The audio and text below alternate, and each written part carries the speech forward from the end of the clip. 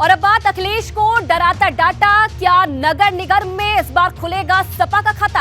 ये सवाल इसीलिए भी बीते 2 चुनाव में सपा नगर निगम में अपना खाता नहीं खोल पाई है। अब सपा की कोशिश किसी भी कीमत पर नगर निगम में अपना सूखा खत्म करने की है। लेकिन सपा के सामने मुश्किल इस बात की भी है कि वो दांव किस उम्मीदवार पर लगाए, क्योंकि जब से चुनाव का ऐलान हुआ है टिकट के लिए दावेदारों की भीड़ लगी है। हालात ऐसे हैं कि राजनीतिक दलों के सामने भी धर्म संकट खड़ा हो गया है, क्योंकि टिकट एक है, दावेदार अनेक है।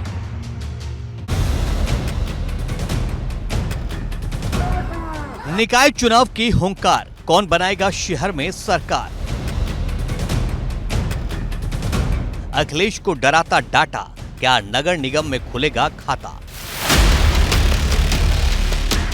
जब से निकाय चुनाव की तारीख का ऐलान हुआ है, राजनीतिक दलों ने सियासी बिसात बिछाना शुरू कर दिया है, क्योंकि भाजपा हो या सपा या फिर कांग्रेस हो या बसपा, कोई भी इस लड़ाई में कम नहीं दिखना चाहता। और जब से निकाय चुनाव का बिगुल बजा है, दावेदारों में टिकट पाने की होड़ मच गई है। सबसे ज्यादा भीड़ भाजपा और सपा के दफ्तर के बाहर लगी है।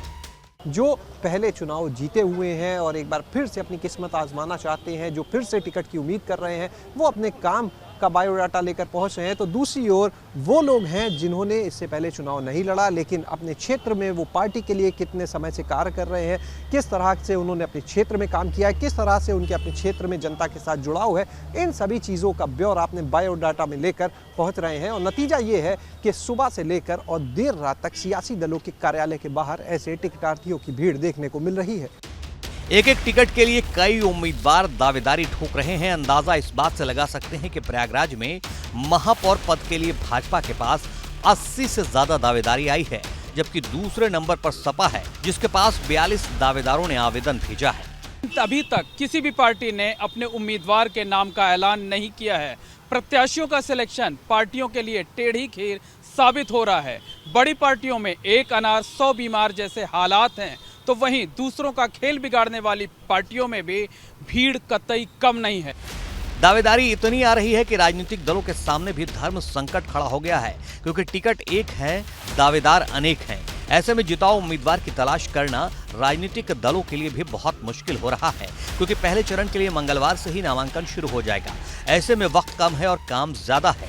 यही वजह है कि सोमवार को अखिलेश यादव सपा दफ्तर में टिकट के दावेदारों के साथ मुलाकात करते नजर आए। लेकिन बड़ा सवाल ये है, क्या समाजवादी पार्टी नगर निगम में अपना खाता खोल पाएगी?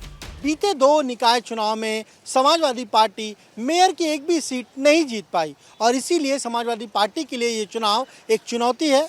और शायद तभी अखिलेश यादव इसे एक चैलेंज के रूप में ले रहे हैं, और हर एक दावेदार को चयन करने में तमाम जो चीज़ें हैं उन्हें देखा जा रहा है। यानी बहुत बारीकियों से ये देखा जा रहा है कि किसे दावेदार उम्मीदवार समाजवादी पार्टी बनाए। वहीं इन सब के बीच कांग्रेस भी कम नहीं दिखना चाहती। वो यूपी के निकाय चुनाव से 24 की तैयारी पूरा कर लेना चाहती है, जिसके लिए कांग्रेस ने 17 प्रभारी घोषित कर दिए हैं। हर एक प्रभारी को 5-5 जिलों की जिम्मेदारी है। फिर से वो चर्चा करने लगे हैं अब कांग्रेस की। आने वाला जो पल है वो कांग्रेस के साथ। इस बार कांग्रेस की महिला जीतेगी। कांग्रेस की कुछ खास तैयारी राजधानी के लिए? हाँ, पूरी तैयारी है। जो खास तैयारियां पूछना चाह रहे हैं वो सारी तैयारी पूरी। लेकिन बड़ा सवाल ये है, क्या कांग्रेस यूपी में अपनी खोई जमीन फिर से हासिल कर पाएगी? क्योंकि एक वक्त था जब निकाय से लेकर विधानसभा और लोकसभा हर जगह यूपी में कांग्रेस का दबदबा था। निकाय चुनाव की तैयारियों के मद्देनजर उत्तर प्रदेश कांग्रेस कमेटी ने 17 प्रभारियों की नियुक्ति कर दी है। सभी प्रभारियों को 5-5 जनपदों की जिम्मेदारी दी गई है। 2 प्रभारी 17 में ऐसे हैं जिनको प्रदेश अध्यक्ष ब्रजलाल खाबरी के साथ लगाया गया है। ये कहा गया है कि सभी प्रभारी अपने अपने प्रांतीय अध्यक्ष के साथ समन्वय स्थापित करके पूरी रिपोर्ट तैयार करेंगे।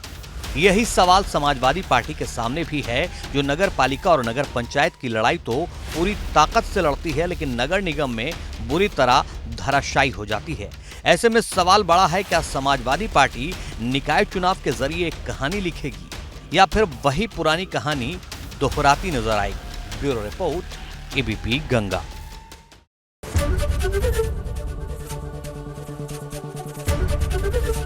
एबीपी गंगा, खबर आपकी, जुबान आपकी।